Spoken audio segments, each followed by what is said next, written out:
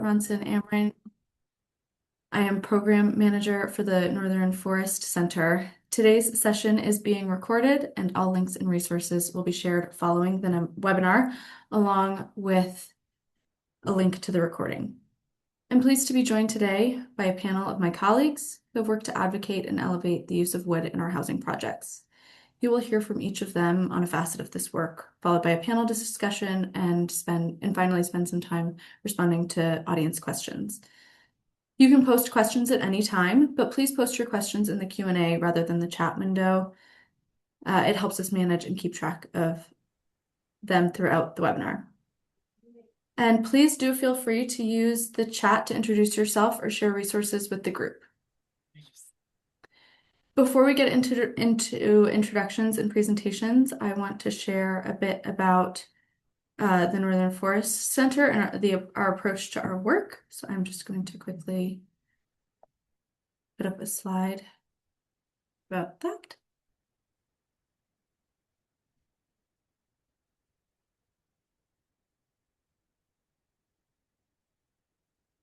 The center's programmatic areas of focus are forest stewardship and economy and community investment, and they drive our work, and often they intersect. In our forest economy work, we've provided funding and technical assistance to forest products businesses to build the demand for wood from the region and create jobs. In addition, the center works to ensure the region's forests remain intact, sustainably harvested, and accessible to diverse user groups. On to the topic of our housing work. Stop sharing here. The center has been involved in housing development since 2017. Since that time, we've created 39 homes across 10 buildings and 4 communities, with more on the way. Our first goal is to create quality housing that meets the needs of the communities we work in, and we also push to include innovative wood products and material reuse wherever possible. The use of wood in housing has numerous benefits, from supporting regional businesses, storing carbon, and safety and aesthetics, to name a few. That is what we are getting into today with our panel, and they will discuss the opportunity, benefits, and occasional challenges and pushback to using and reusing wood in our housing projects. Much of this work was supported by the U.S. Forest Service through a Wood Innovations grant. This grant has allowed us to purchase wood heating equipment and plan and design for the use of wood fiber insulation, mass timber structural components, and more. And now I'm pleased to introduce our panel. I am joined today by Leslie Karasin, the center's Adirondack Program Manager based in Saranac Lake, New York. She's leading the center's work in New York, including the construction of a 9-unit new construction apartment building in Tupper Lake and the historic redevelopment of the Hale House into 5 homes in Elizabethtown. I'm also joined by Amy Scott, our program manager based in Bethel, Maine. Amy works across Maine with a focus on community engagement and cross-organization collaboration. She led the historic redevelopment of the Gehring House into 9 stunning apartments. We have Maura Adams, our Director of Community Investment based in our Concord, New Hampshire office. Maura leads our team's efforts in community investment in housing. She got her start at the center managing the Modern Wood Heat program, which we'll talk about today. And Kendall Gray, Program Manager based in Concord, New Hampshire office. Kendall works primarily on the Center's Forest Stewardship and Economy programming, including measuring the impact of using wood in our housing projects. You will also see on this slide some projects that I have not yet mentioned, but will come up in today's conversation. That includes 560 Railroad Street in St. Johnsbury, Vermont, the Parker J. Noyes Building in Lancaster, New Hampshire, a proposed development on Spruce Street in Greenville, Maine, and 196 Penobscot Avenue in Millinocket. All are projects that heavily feature the use of wood. Without further ado, Leslie, I now invite you to join us to talk about how we use new wood in our housing projects. Thank you, Isabella. Can you hear me? Yes. Great. Yeah, we're going to break this presentation up into sort of different ways in which wood shows up in building projects. And as Isabella just alluded to, I'm going to talk about how we use new materials. And we'll show you a bunch of pretty pictures today, but of finished or near finished or in progress projects. But I just wanted to start off with a basic point that incorporating wood into buildings is a long supply chain issue, and getting to the point of incorporating them includes sort of early conversations with architects and builders and sourcing conversations and so forth. I wanted to sort of show that it's not all about sort of the beautiful finished product, but sort of the long supply chain that gets there. What you're looking at in these pictures happen to be in Tupper Lake, but that story is the same regardless. You know, there's a long process to wind up with a finished product. And I will talk more about each of these individual products, or you will hear more about each of these individual products that are pictured here during this presentation. But underneath that Ward Pine Mill wrapping in the left-hand picture, you can see some siding peeking out. So that is the siding that's about to go onto the building in Tupper Lake. And it's sourced from Word Lumber in Jay, New York, so very local to this project. You can go ahead, Isabella.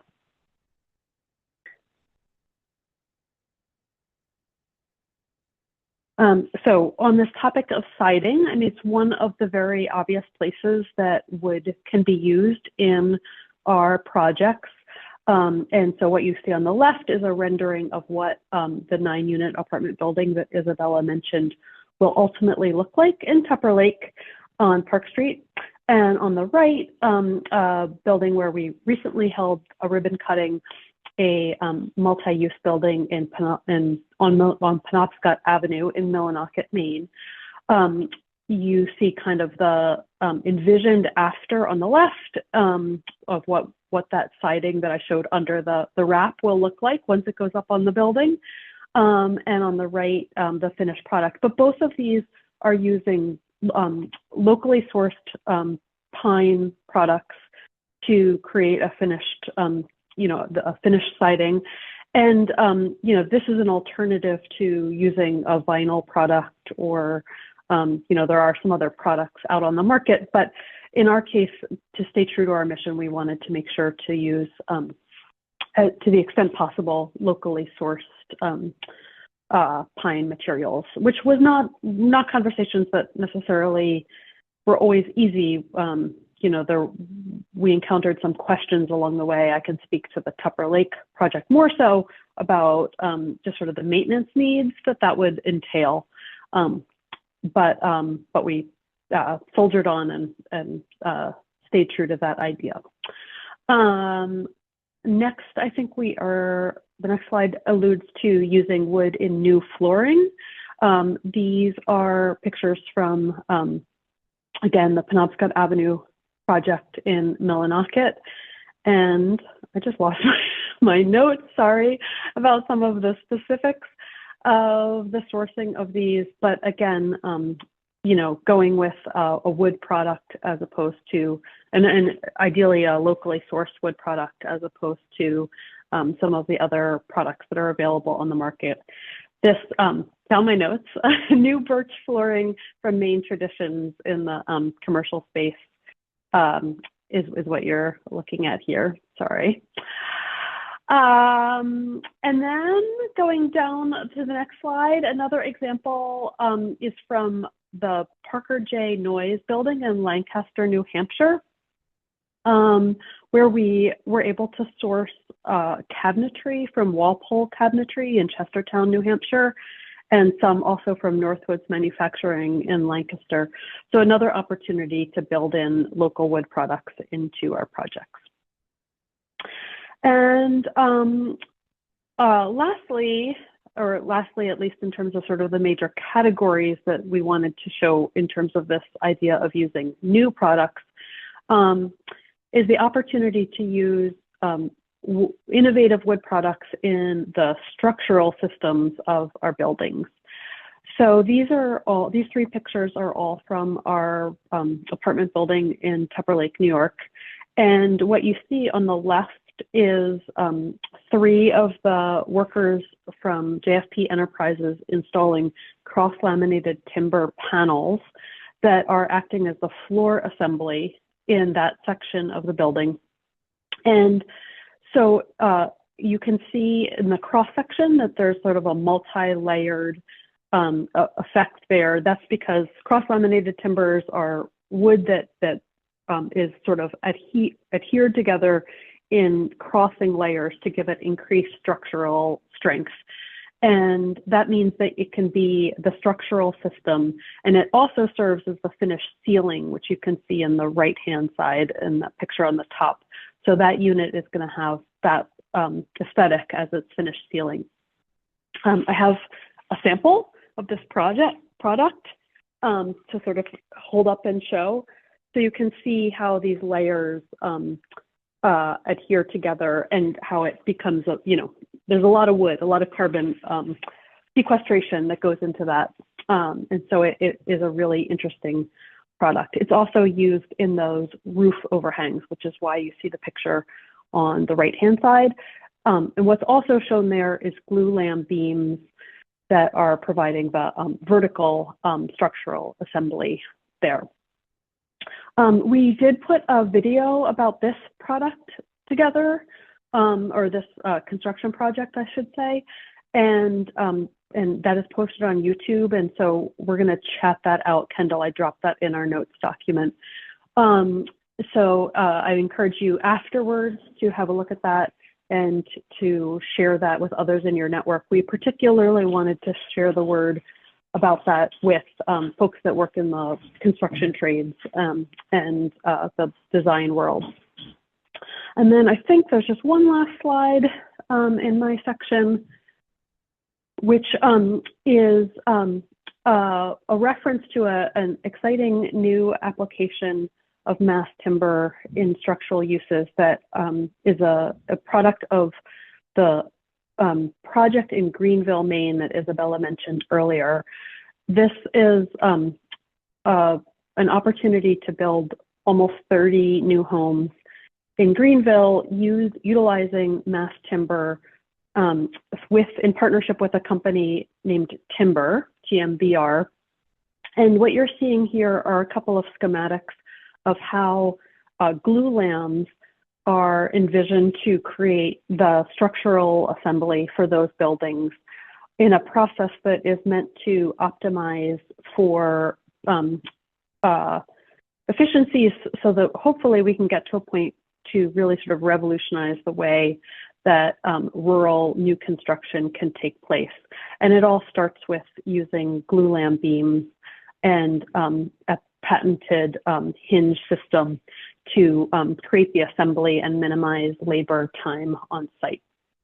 So I'm sure we'll talk more about that, but for now I'm going to leave it at that, and I'm going to hand it off to my colleague Amy Scott, who's going to talk about ways that we can reuse existing wood in our projects.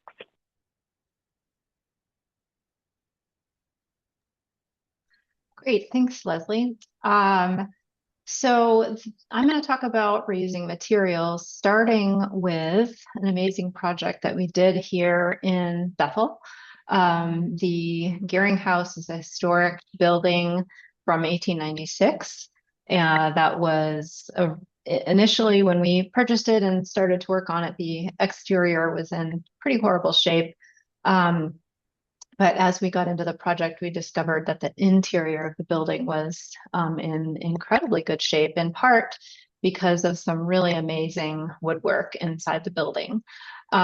So because we did a historic renovation and intended to use and did use historic tax credits, we had a lot of requirements around what we could and couldn't do with the building. So in this case, this historic renovation case, we weren't given a lot of options for making sure that we reused a lot of the materials we were pretty much required to.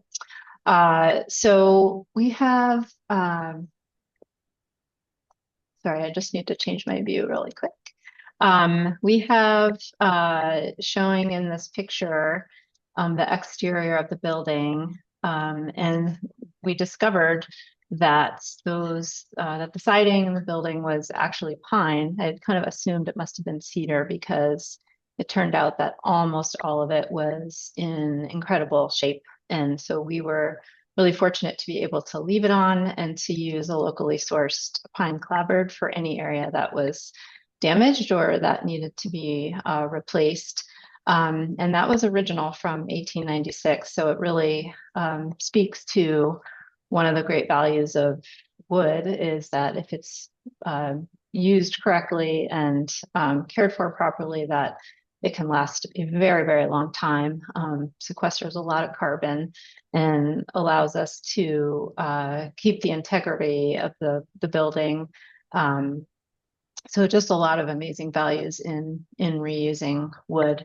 You'll also see in these pictures that there was a lot of really beautiful woodwork that we were more than happy to keep.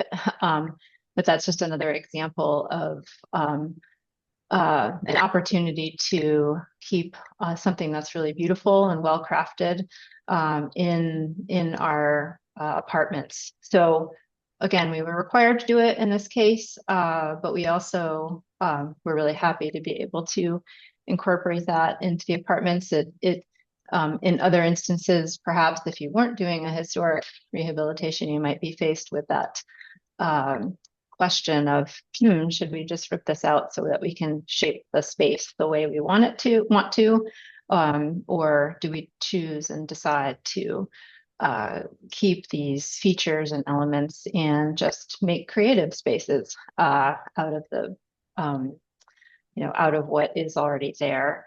On the right, you can see that we very, very carefully pulled off a lot of trim and doors and stored them throughout the construction process. In the top right, you can see that's the signature of the original carpenter, which is really interesting. Stored a lot of that and then put it back in the building. That, of course, takes extra labor, extra time, takes a lot of care and also skill to do that. And the result is really beautiful building, beautiful spaces, knowing that we're retaining the historic and aesthetic integrity in the building. But in some cases, if you were given that choice, those are the kind of things and values that need to be taken into account. In our next slide, Isabella. In some of our other buildings, we did have the opportunity to make choices about what to do and did choose to refurbish some floors that were still in good enough shape to keep. But again, we were faced with, well, this is probably going to cost more. It's going to take more labor to do. And in some of these projects, contractors were saying, it'd be a lot faster and a lot simpler and a lot more cost effective to just tear it up and put in, some kind of a vinyl product. And we chose not to because of the values and benefits that I was speaking to before, because keeping that beauty in the history of these floors was worth it to us, and knowing that we were keeping a piece of history going in the building, and also sequestering a lot of carbon and not adding to the carbon emissions by putting in a new product, putting in tearing this out and letting it rot, and then putting in a new product that's probably more carbon intensive than keeping the old. I believe Kendall dropped in a report about those topics around carbon around our projects and around the Gehring House. So the next slide, we have another example of reusing. In this case, we had some wood that we chose to take out and refurbish and put back in, and that did open up some opportunities for funding that we wouldn't have otherwise had. And then in other cases, we just simply chose to do it because we felt it was the right thing to do to reflect the priorities of our projects and of our organization. So this is in our Parker J. Noyes building in Lancaster, New Hampshire, and you can see floors and wainscoting. that was, I'm pretty sure that the wainscoting was actually removed and refurbished and then replaced. And then, of course, there's floors that are refinished in place. So I think we have one more example on the next slide. This is the Hale House, and there's a separate building, law library, which I think is in the bottom right picture there. So these are two buildings that will be rehabilitated in a similar way to the Gehring House, following historic rehabilitation standards.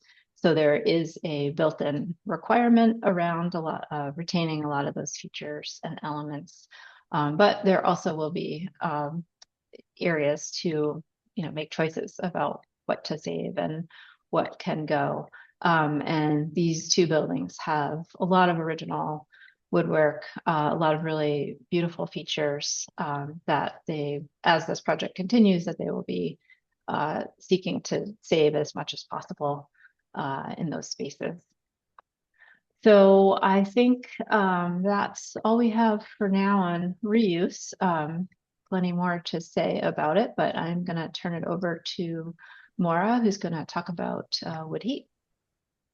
Thanks, Amy. Hi, yeah, as Isabella said in introducing me, I started at the center almost 13 years ago, focused exclusively on getting good examples of wood heat out in the world. We've been promoting automated wood heat specifically, or these whole building wood pellet boilers for many years now. This region is the most oil dependent in the country, and there is a lower carbon alternative that benefits the regional economy that we want people to know more about. So when we started doing our own housing projects, it made all the sense in the world to integrate wood pellet boilers whenever we could. In our first buildings that we renovated in Millinocket, Maine, some single family houses, we put small wood pellet boilers in. And in two of these more recent projects, we've been able to put much larger systems in. At the Gehring House and Penobscot Avenue, the funding for these came from the U.S. Forest Service. It was wonderful that they were able to provide some technical assistance in the design and engineering, and then actually pay for the equipment because they understand how important it is to get good examples of this technology out in the world. The pellets for these systems are delivered in bulk, just like oil, and the system just pumps heat around the buildings like oil, or like it would from a fossil fuel system. It's very easy to maintain. There's very little ash produced, so it really is as convenient as he is using a fossil fuel product. But we have made the commitment to be fossil fuel free wherever possible. So in some cases, as in these, that does mean we're using wood pellet boilers. In some cases, it means we are using heat pumps, either as well as the wood pellets, or instead of exclusively using heat pumps. And we can talk later about why we had to make that call. But either way, we are very much committed to not heating with any fossil fuels in our buildings for all the reasons we've been talking about. Kendall put a link here to the Feel Good Heat campaign, which has a lot more information about automated wood heating and those values. Next one. We're also really very, very pleased to be using this product in a number of our buildings. This is Timber HP, and back in 2022, we had a grant from the Economic Development Administration to advance different kinds of innovative wood products, and gave $400,000 of that to the University of Maine for a pilot fiberboard line that Timber HP used for R&D to actually develop these products that now we are putting in our buildings. So it's kind of a cool story there. Another cool thing there was that we had U.S. Forest Service funding to help our teams help our architects, builders incorporate Timber HP into their projects. When they were starting, this was still pretty new in some cases. So it was just a little bit of a learning curve to spec these products and get them included in the building scope. But yeah, just there's three different wood products that they're or three insulation products that they're making out of wood up in Madison, Maine. There's timber bat, which is which goes between which goes in the walls, then a timber fill, which is sort of like you can use similar to a blown-in cellulose, and then timber board, which is this exterior continuous insulation option. Next one. So here you can just see some of the examples of these are all the timber bat going into place in Penobscot Avenue. You can actually saw it with just a hand saw to get it the exact dimensions you want. That was one learning of the teams that when there's an irregular building framing or maybe an older building that has some quirks, needing to customize it for those spaces. And that added a little labor, but in more traditionally sized and organized buildings, it can go right in, as you see in the Gehring House examples. And next one. And here is some of the Timber HP product being delivered to Tupper Lake just very recently. And Leslie can maybe say more later about how that's been going over in Tupper. So we've talked a lot about all the ways we are using wood in our projects and have more to say about what we've learned, what the benefits are, et cetera. But we want to pivot to my colleague Kendall here, who's going to talk more about the quantitative impacts and a tool that she's been using to really dive into what the benefits are of doing this. So I'll turn it to Kendall.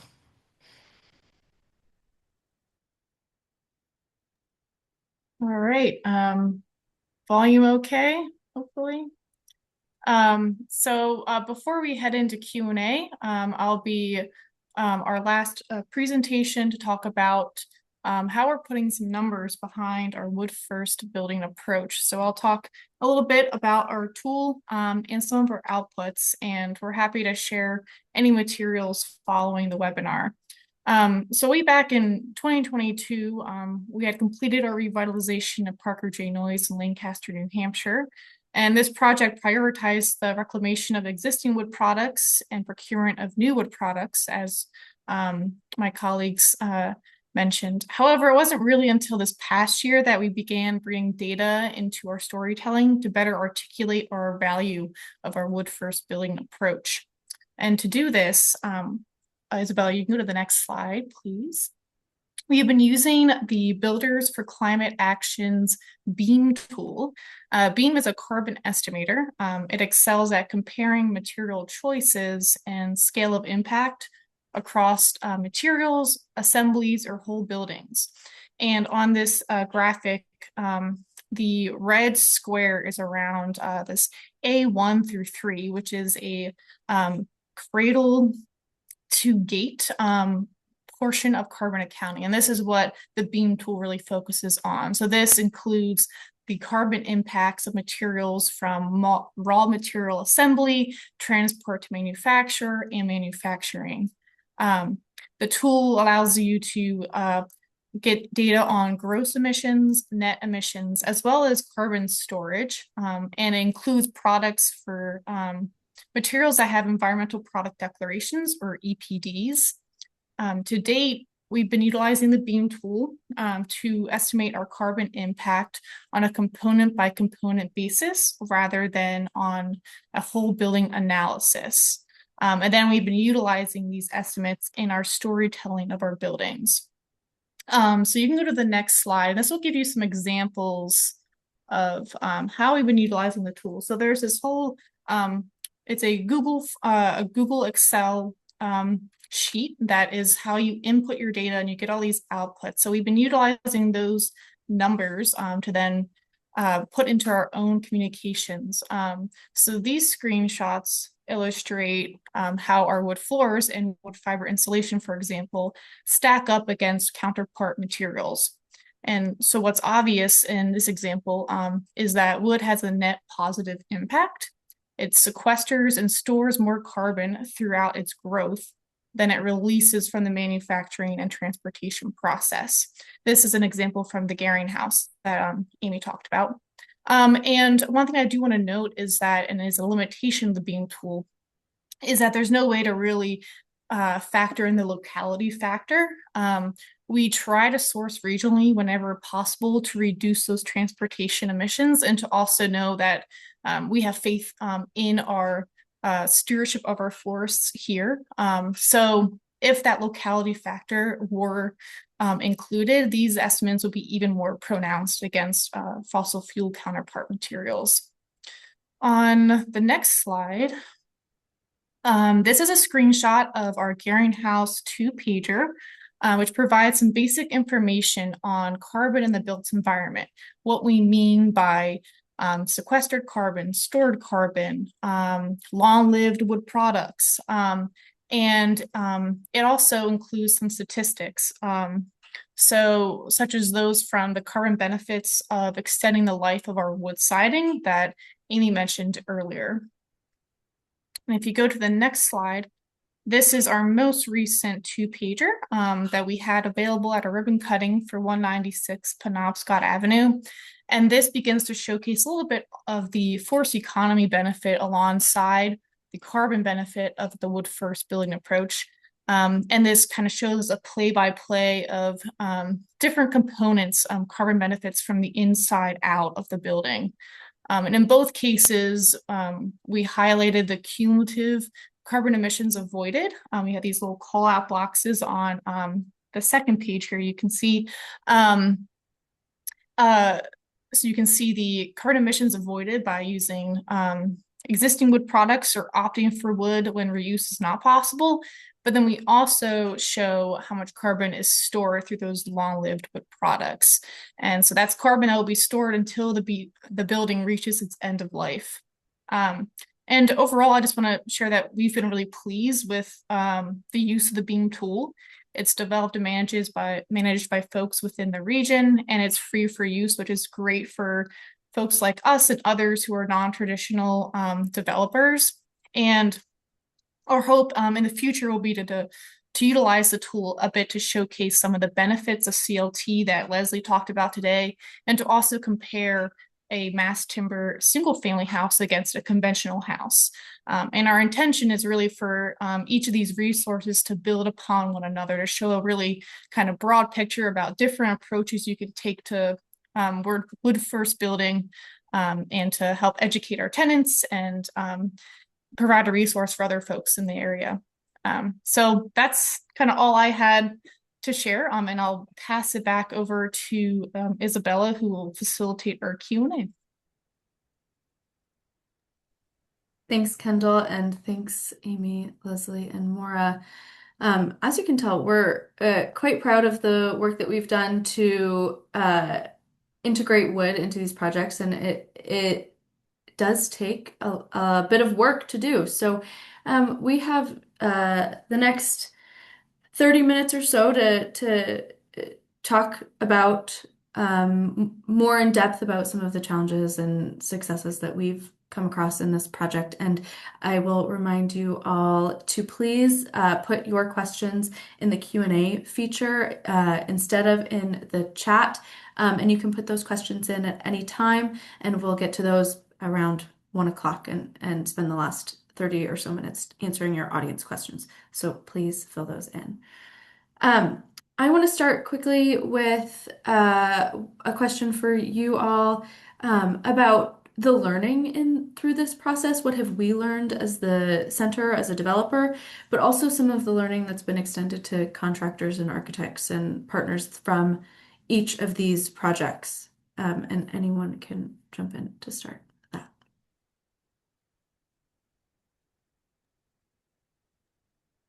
There's a lot here. So I can get one started and then others can add on. But one thing that has surprised me is how much we, as the owner developer, have to advocate for the wood products we want to put in here. That very often the architect or builder or uh, will will recommend some kind of different product, let's say vinyl plank flooring or something like that, and we say no, no, no, we really want wood here, and they're like, oh, but it won't last as long. Oh, but it'll look weird. Oh, da da da. And we say, this is what we want. And they say, okay, well, we don't really know where to get it. And then we have to go and do in some cases, some decent legwork in order to even find a product that works, where including even in Maine, the local uh, uh, building supplier didn't know how to get Maine wood flooring. And that seemed like such an obvious thing that we were just surprised that we would have to get involved in trying to make that happen. So just some surprises there about how much we have had to advocate for the choices that we want to make.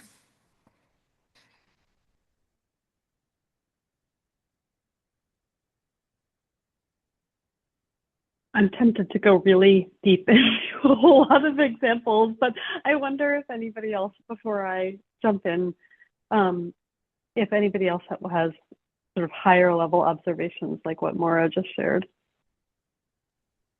Well, I can share one before you go, Leslie, which is that we used Timber HP product in the Gehring house. We initially intended to use it in more spaces than we actually did. And a lot of that had to do with the being a newer product and not having been tested too much in the field yet. It's still in that phase of, or it was, I think it's gone beyond that now, but in that phase of builders and contractors being willing to try it and to give the feedback and actually share back with the company, this is what's working, this is what's not. And what we ended up doing in the Gehring house was more of kind of a hybrid situation where we did use some blown in cellulose in some of the spaces that the blown in Timber HP wasn't necessarily going to work quite yet. And part of that has to do with, the equipment that's used and the contractors and the kinds of blowers that they have on hand already. So a lot of that learning of how do you start bringing a new product into use? What does it mean? And we were really a part of that process, which I hope is leading to, more contractors figuring out, okay, what do we need for our equipment to make this work? And for Timber HP to realize, okay, what can we do to keep tweaking our product to make it work?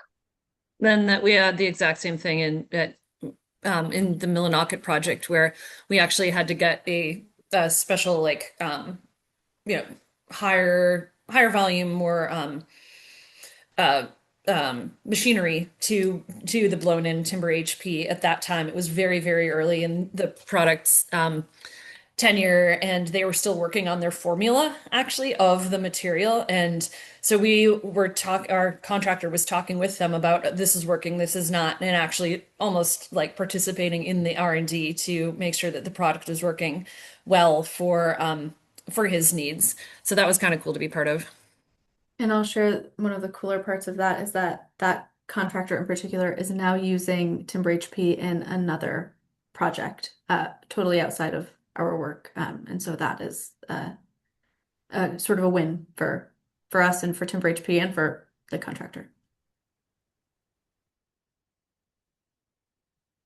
Yeah, I think in general, the exposure that we've provided to professionals to, both the kind of philosophical issues that Maura was highlighting, but also those really practical sort of product choices.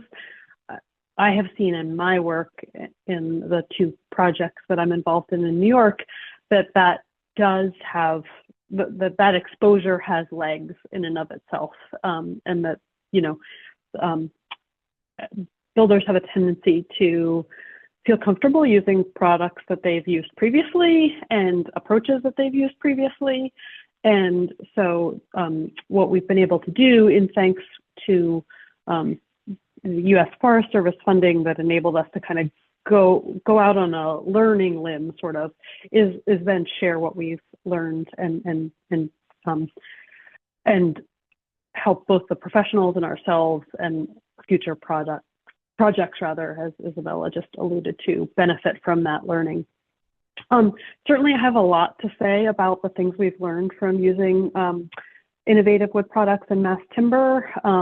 The cross-laminated timber panels that I showed in the Tupper Lake project, as well as all of the things that we're learning in our engagement with timber around the building topology that I showed some pictures of. And I have a million different thoughts. I guess just one high level one, I think, just to start with, is that we've really learned, and the professionals we've been working with have really learned how important it is, if you want to use innovative wood products and mass timber, to really start with that as a goal and not just a goal, but sort of thinking about how it informs the early approach to a project. So one small example, I don't know that any of my pictures really did really great credit to this issue, is that in the Tupper Lake building where we're using the cross-laminated timbers, we are needing to create soffits that are going to essentially cover up some of that finished ceiling from the CLTs. And those soffits will encase some of the plumbing and mechanical systems from the floor above. And so it's just an example of what an integrated design, how important that is when you're using mass timber products. And so that's just one small example of something specific that we have learned, is that maybe we should have thought about that more at the early stages of design to minimize the extent of where we needed to put soffits. But more generally, I would say that through that work, both the work that we've done on the Tupper Lake project and also the work that we're doing with timber in Greenville, we're collectively learning so much that is benefiting both us and our projects, but also the contractors that we're working with, whether that be the builders themselves or the architects and engineers we're working with, and how they're learning to apply these to other projects. And that is, we definitely see that happening. The YouTube video that we linked out earlier is certainly a great resource for that. And as I said, I'd encourage everybody to both watch it yourself, but also share it out. It's very short. It's only 3-4 minutes, and really provides some real life examples. And then lastly, I'll say that, when it comes to the cross-laminated timbers, one of the questions that we really were asking ourselves is whether it would ultimately save us money. And we've been asking ourselves and our builders questions about that. There is a higher material cost versus the alternative flooring system. And so we wanted to test the question of whether there would be a labor savings. And what we have found is that it is a much faster installation to put a CLT in place versus putting a floor truss in place and laying down a subfloor on top of it. It's about twice as fast in our experience on a per square foot basis. So that was another, really exciting specific learnings that we took, but also that our builder is going to take into the next project that they try to estimate the labor costs of. Thanks, Leslie. Definitely a lot of learning and more to do on the CLT floor assemblies. And we're not the only ones.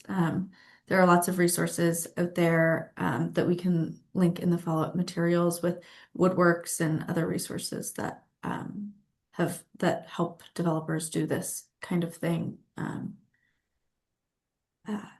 Great. And someone put in the chat about the Wood Innovations program with the U.S. Forest Service. And yes, that is the program that we used to fund some of this work. So thanks for sharing that. Another one was actually an earmark or a congressionally designated spending that came through Senator Angus King's office, which was a pretty good, it was a wonderful way for the senator to show his support and for us to gain some funding for this good work, and just attests to the importance of innovations in wood to Maine's economy in particular, him being a senator from Maine. Yeah, yeah. The next question I want to pose to you all is why wood? I think there's a lot of sustainably focused developers out there doing variations of different kinds of housing development that have an eye towards zero energy or natural products. But can you all talk a little bit about why we focus on wood products as part of our green building philosophy, and why we make such an effort to implement that?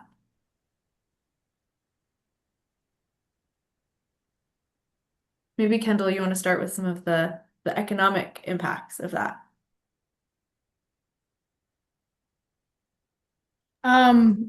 Yeah. So as I kind of alluded to a little bit in our 1-2-pager on 196 Penobscot, something we did was, in all of our products, we're trying to, whenever possible, procure our materials from within state and not within state, then from within region, and kind of working from that context of starting as close as possible, then expanding the circle outwards, when necessary.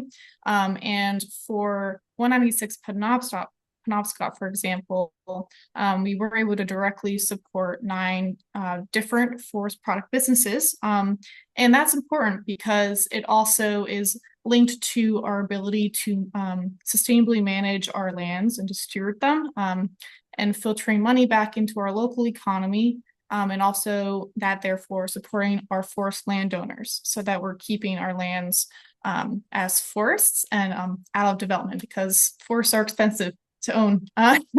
So supporting the forest economy is really important for that component.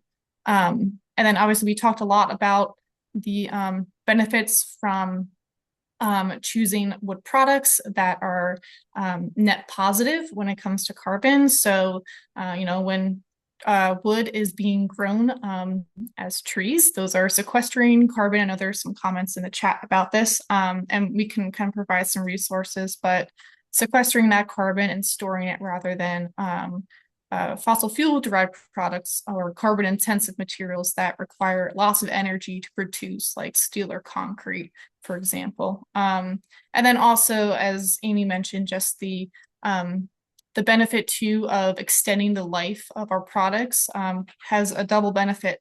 We're not sending those materials to the landfill, and we're also continuing to store that carbon for another, hopefully, 100 years down the road. So that would siding that Amy mentioned, that's from 1896. Hopefully that'll be, 200-year-old siding. We can hope. So those are a few examples. But then also, and maybe I'm curious if any of you guys can speak to kind of if we've received any feedback on just kind of the feeling of the spaces. I mean, I know there's studies out there of the presence of wood in the built environment and what that does, but there's all those other benefits as well.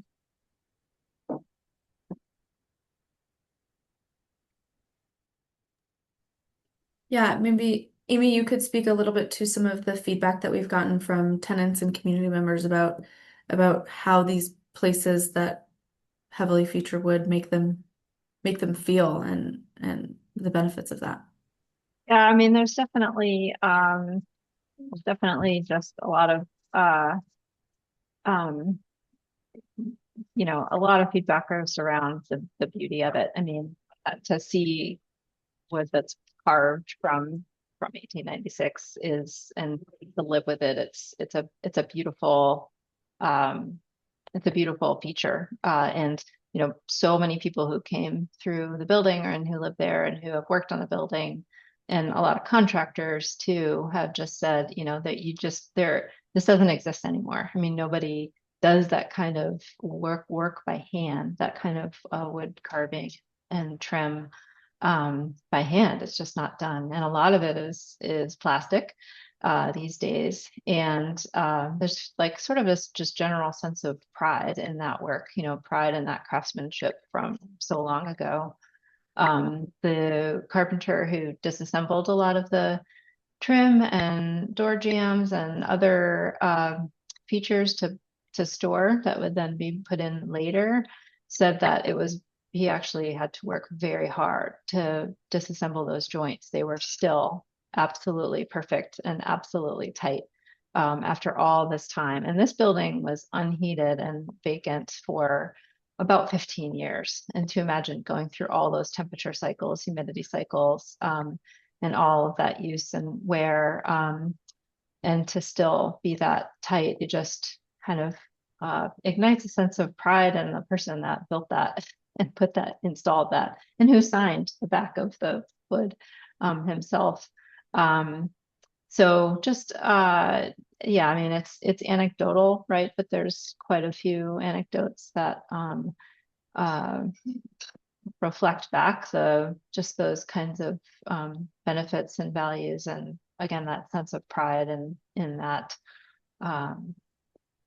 craftsmanship and living with that. I mean, I grew up with that myself, and I can just say from personal experience, and not that building, but a similar Victorian home. It just feels good to know that something is going to last a really long time. It's not wasteful, and it's just that sense of lasting is it's very positive.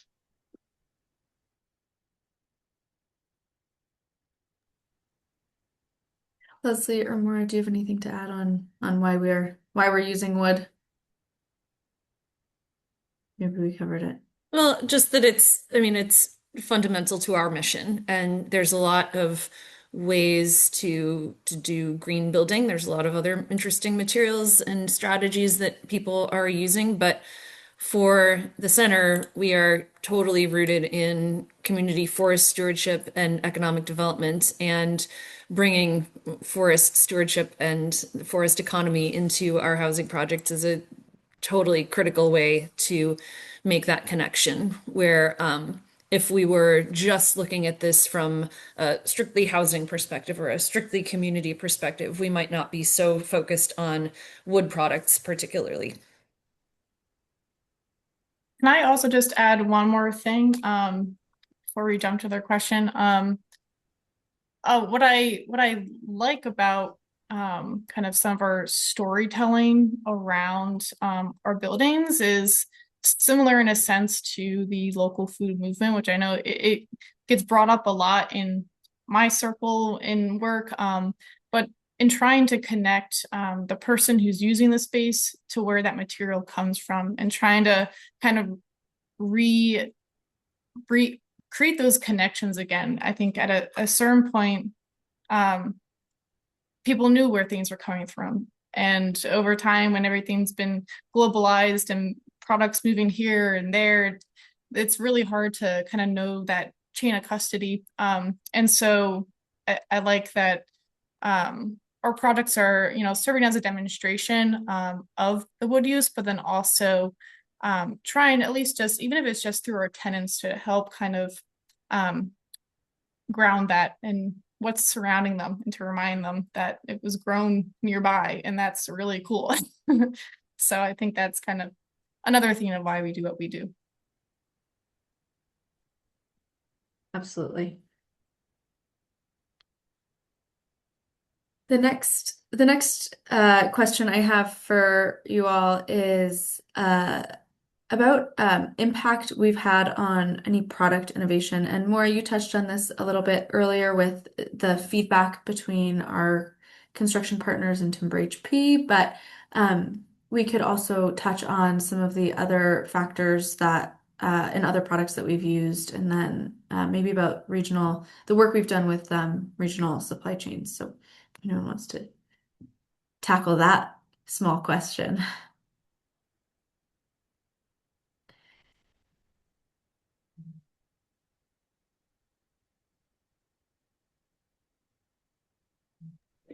Leslie, I wonder if this would be a time for you to say a little bit more about the CLT at Park Street.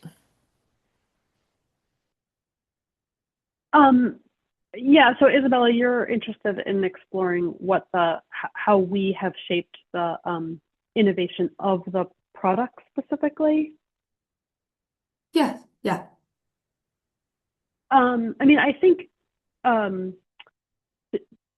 in my mind, in terms of like ways that we have provided a feedback loop of communication back to the producers and helped sort of shape the project, the product in a more holistic way. I mean, I think that the partnership with timber really represents the most holistic example of that in terms of the examples that we've shown today, where, you know, we are really working, and others can speak to this perhaps better than I can. You know, we're really developing the project, meaning the housing project in Greenville, Maine, along with the product, which is timber's approach to construction. That's really the whole thing is a test case where it's a partnership, sort of soup to nuts, on how this conceptual idea that timber and its founder, Josh Oakley, has about how to make rural housing more affordable and better utilize mass timber products, and become more beautiful and you know, lots of other ancillary goals that company has. You know, we're providing sort of a test case and, okay, does this actually work on the ground, and what needs to be rethought or tweaked in the process? So to me, that's the best example that we have of how we're just really providing a feedback loop to the design and construction. I think that in terms of the Tupper Lake projects, we're certainly learning about how to do a better job of using the existing products, but I don't know that we're sort of really shaping how the products themselves should be re-envisioned or redesigned or whatnot. And Isabella, if I'm not hitting the nail on the head of the question that you meant to ask, feel free to redirect me.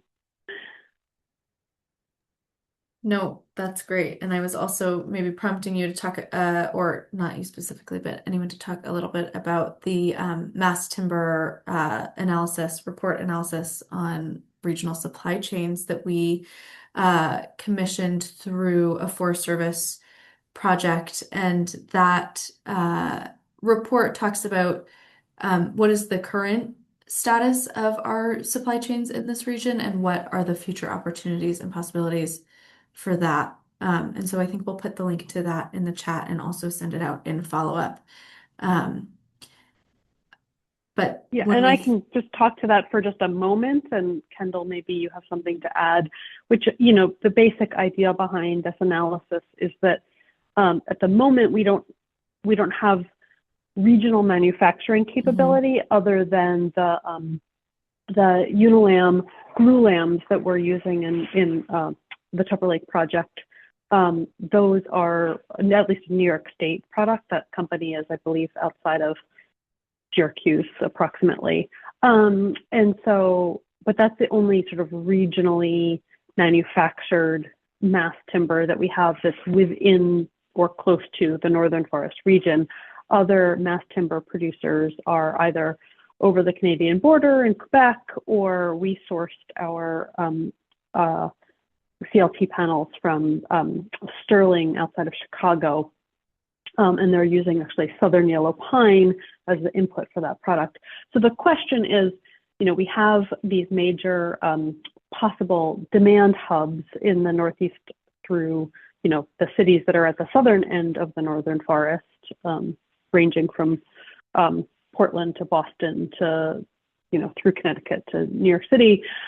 These can all be places that mass timber gets used more in terms of the demand side. And we have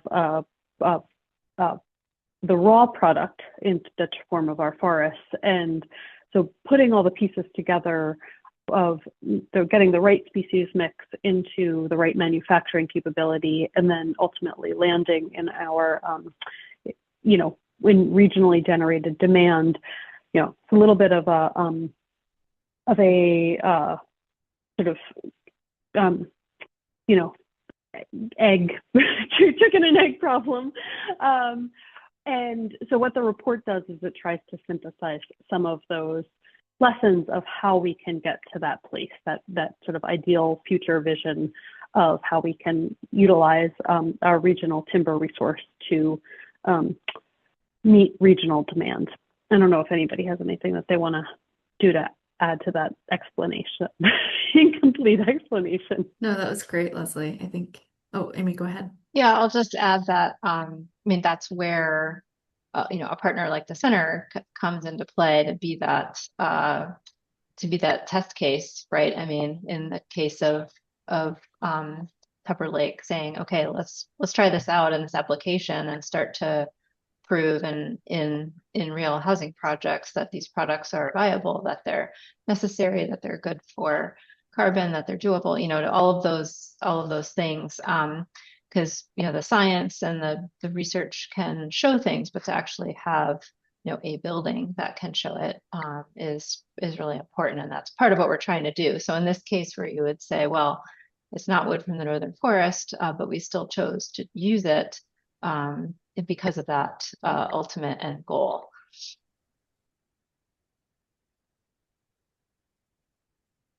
Great.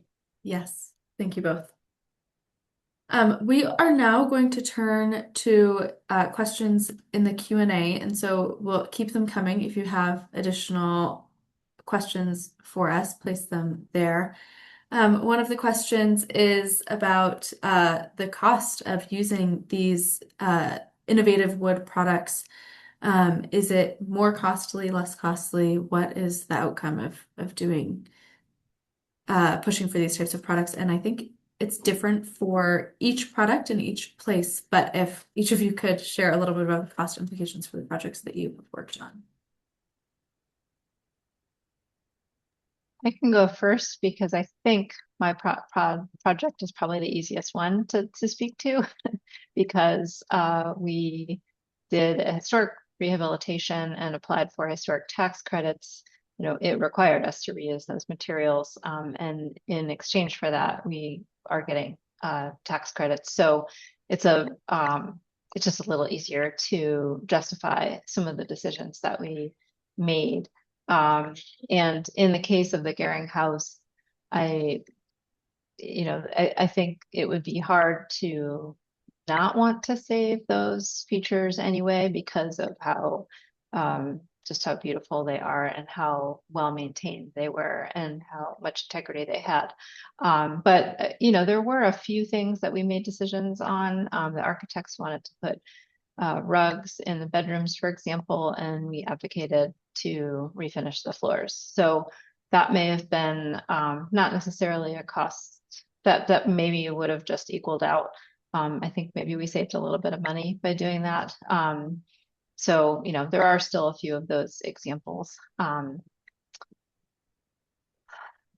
Not sure that there are actually that many more. Well, we did, in some instances, we did have products that we chose that were competitive with other products. So our cabinets were made of wood material. They were competitive with the other bids. That's just an example. Amy, I'll share because I think this sort of piggybacks off of your example with the historic tax credits, providing a real incentive to make some choices. In the case of 196 Penobscot Avenue in Millinocket, in the choice between using wood pellets and an alternative heating source, the wood pellet boiler is more expensive than some of the more traditional heating types, but because of the funding that we received from the Forest Service, we were able to make that more expensive choice that aligned with our mission in that way. But alternatively, when we asked to salvage the wood flooring upstairs, that definitely was not the more cost-effective option, because of the labor required for that. It is a lot of manual work to strip and sand and refinish those floors, and so the alternative of a vinyl product would have been much less expensive. And we had an amazing team doing that very hard work. It is not an easy job. And there are examples like that, I think, throughout that building where we did choose some of the costs were more comparable between choosing one way or the other, plastic product versus wood product. But in some cases there was a gulf, and in some cases it went toward the wood product, and others it did not.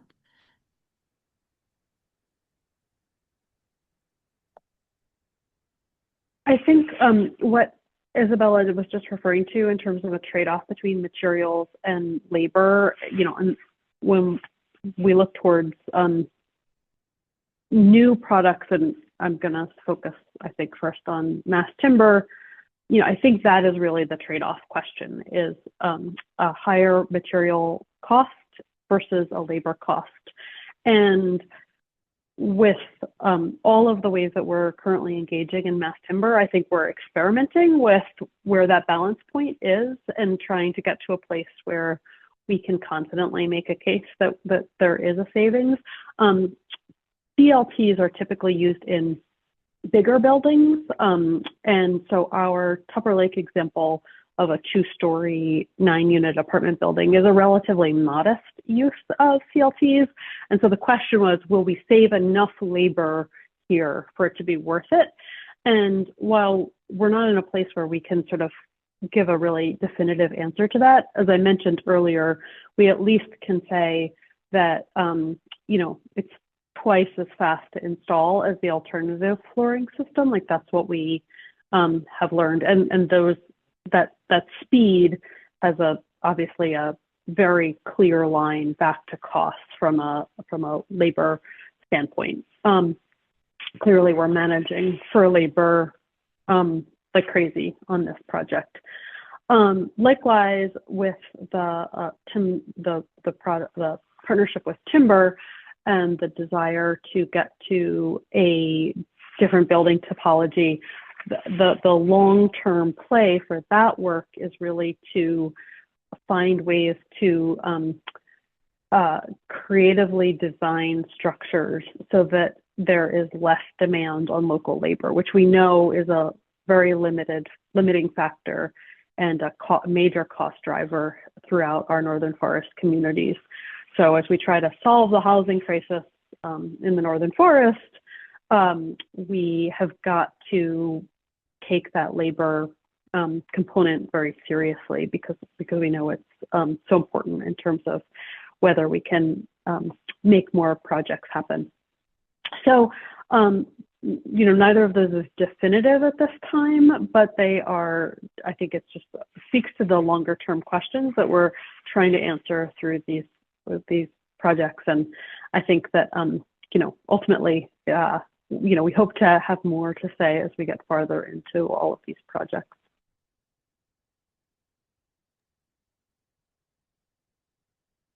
Thanks, Leslie. Anybody else want to touch on the cost question before we move on?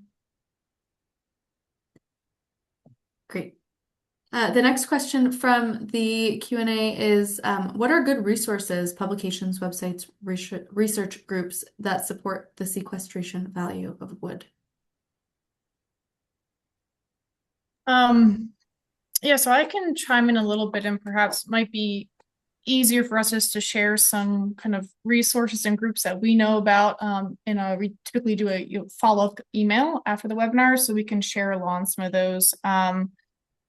I mean, it varies widely from one source to another, just because carbon is a really complex science, differing from species, location, all those things. As a starting place, I would suggest securing Northeast Forest Carbon as a good resource to kind of get yourself acquainted to how we quantify carbon, how it works, and they have some good resources there.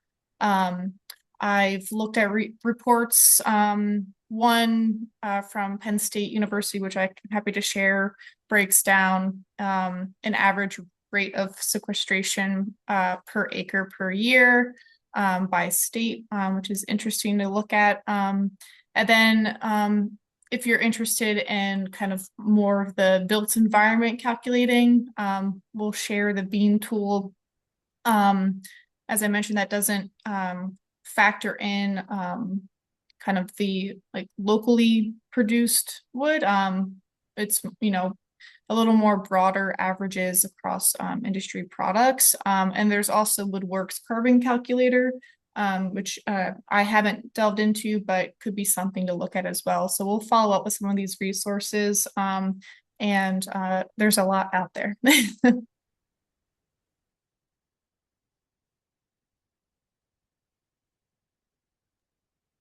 Thanks, Kendall. We'll definitely compile some links to share out in the follow-up email.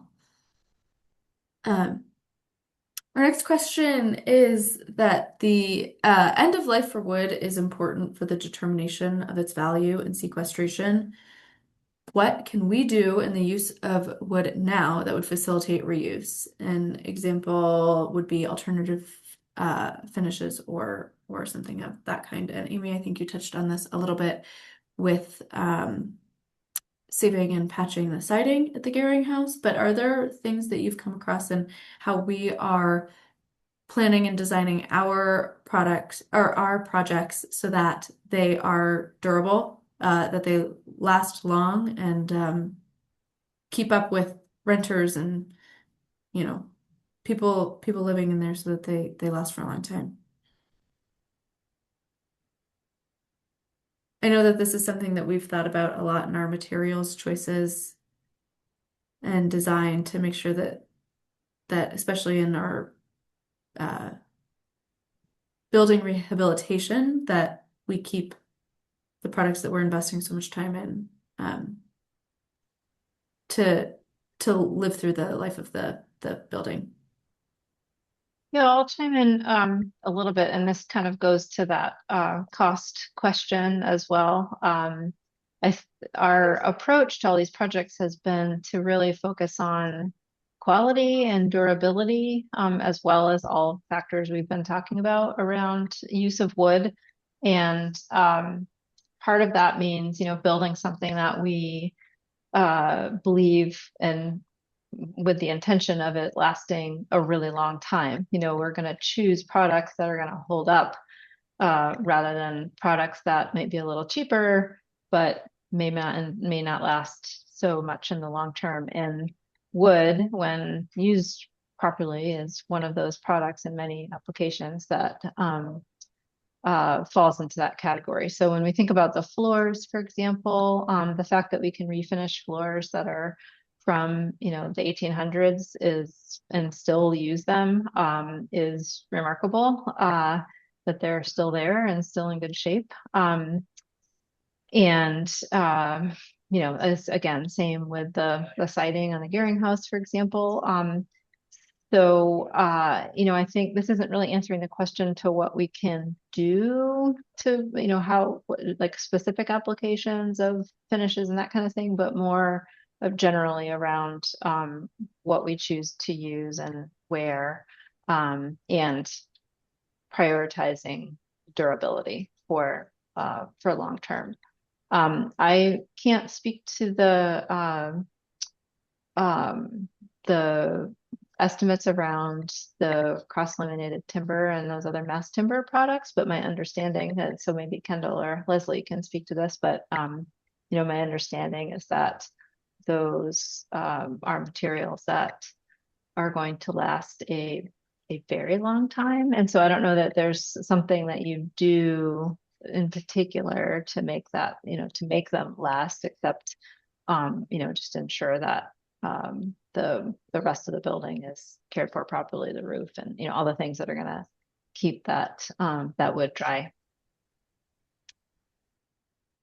Yeah, I'm not aware of anything specific, and I think that you know, like there isn't going to be much that happens to those CLTs in terms of finishes. And so I think in that sense, the product will sort of be what it is. I think just to your last point, Amy, I think it is a little bit important to just make a basic plug for building science in terms of how we make sure that our buildings are, you know, built for the long term. It's not possible to think about one component of a building in isolation from how the building as a whole functions from a moisture and temperature standpoint. And so, you know, we certainly like that is the you know, that is the envelope, no pun intended, that we like this whole, all of this work sort of takes place within, is making sure that we have buildings that where we're being careful about how we're managing for airflow, moisture, et cetera. So that is an important piece of ensuring longevity here.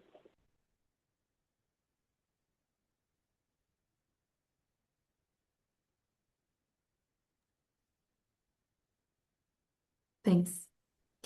I'd like to spend the last couple of minutes talking about what's next for us in this work. And maybe Maura could talk about our Greenville project. Kendall might be interested in talking about how we're continuing to calculate all of this and advancements we're making with that, our Hale House project. So there's a lot on the horizon. So maybe we can talk a little bit about where we're going next. Sure, yeah. We've already alluded to it, but the next big project in the works is a small neighborhood in Greenville, Maine, on Moosehead Lake. We own a 5-acre parcel up there. It's walkable to downtown, to the hospital, to the school. It's right across from a public beach, and that's really critical to us, that we want to be doing infill in places really close to towns and not contributing to sprawl. That's a really fundamental, you know, walkability is really fundamental to our thinking about green buildings and how to do this work sustainably. So we have these 5 acres, and as Leslie talked about earlier, we are working in partnership with a company called Timber to put up some really beautiful, simple, creative homes on this site. We're looking to build ultimately 28 of them, combination of single family and duplexes, starting this summer, if all goes according to plan. The town of Greenville has been a really wonderful partner and is going to be putting in a public road and public utilities to the site starting as soon as the ground thaws. Then we're moving forward with private infrastructure and getting started with the first 3 homes, again, assuming everything goes according to plan. So some of the homes are actually going to be selling right away instead of renting for a while and then selling, as is our model elsewhere. So we're just the very beginning of developing some materials around that and dialing in the sale price and all these things. So we're very much in the thick of project development there, and there's going to be a lot more information coming in the fairly near future about what's happening in Greenville. But it's really exciting and different and has the potential just to be a really exciting model development for other locations.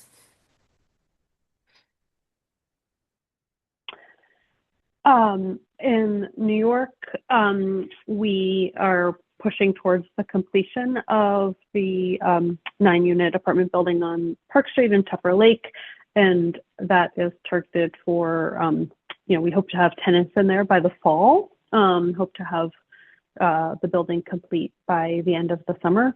And in Elizabethtown, the Hale House project, we are currently in the process of figuring out who we will work with on the construction of that project, but it is, you know, ideally it is in the glide path of Gehring House in terms of the overall approach that project will follow, and that the end results will sort of help tell many of the same stories in terms of wood use there.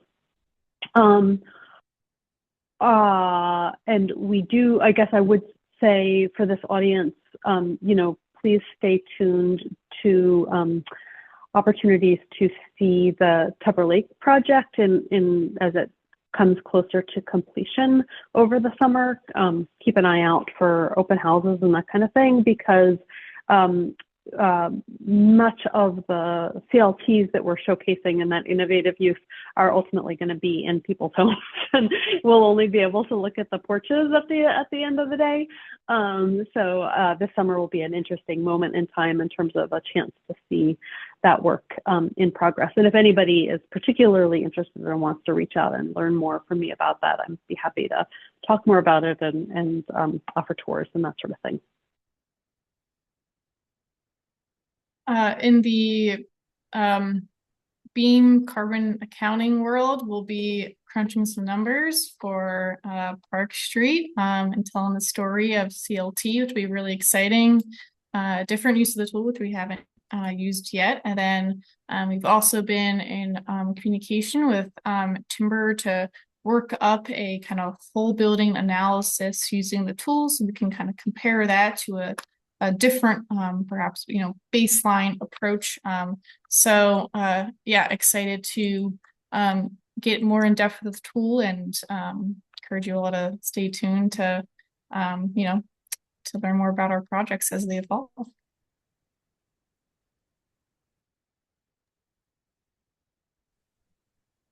Thanks, Kendall. And Amy, do you want to share a little bit about what's happening on the rest of our Garing House site in Bethel? Sure. Tentatively. So yeah, tentatively, the Garing House sits on about 10 acres, and so there's several acres behind the building that are they're right in town. Just really a phenomenal location in this flat area. And so our intention is to follow the model that is being developed in Greenville, and use the same type of the same product and the same type of development, because it's a very similar size and shaped lot in Bethel. So probably have 20 plus units to bring to the community at that point. But where Greenville is first, and as we've been saying, we're innovating, or we have a company that is innovating a new technology that we are going to try on our properties. So we'll take the learning from that and apply it in Bethel.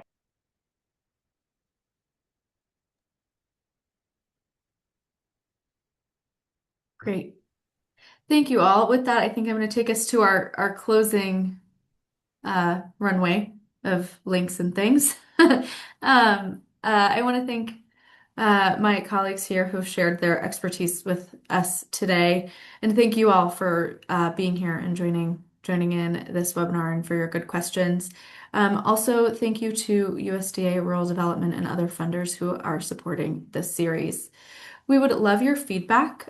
Please complete a very brief survey evaluation. The link for that is in the chat, and you will also receive a follow-up email that includes the link to the evaluation and the recording of this webinar. And if you haven't already, you can sign up for our email news digest to learn about future webinars and other Northern Forest updates, general news, and such from throughout the region. You can select a geographic or thematic focus if you would like to get specific updates related to your interests as well. And the link to the sign up page should be in the chat. Lastly, if you've been enjoying this webinar and others in our series and want to support this vital work and the broader work of the Northern Forest Center in building the new forest future, please consider donating. A link to our donation page can be found on our website and should also be in the chat. And with that, one last thank you to all of you and our panelists, and have a great afternoon. Thank you.